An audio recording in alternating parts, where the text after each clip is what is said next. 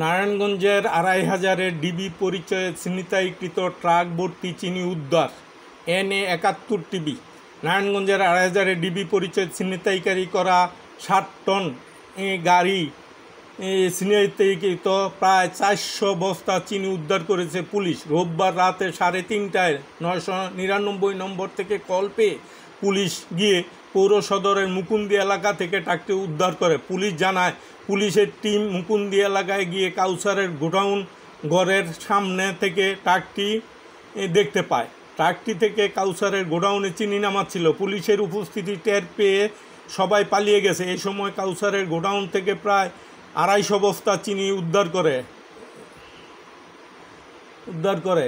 এই সময় তাছাড়া ট্রাকটি তখনও প্রায় ১.৫ শতাধিক চিনি বস্তা ছিল ট্রাকে। এ অবস্থায় জব্দকৃত ট্রাক ও চিনি থানায় নিয়ে আসে পুলিশ।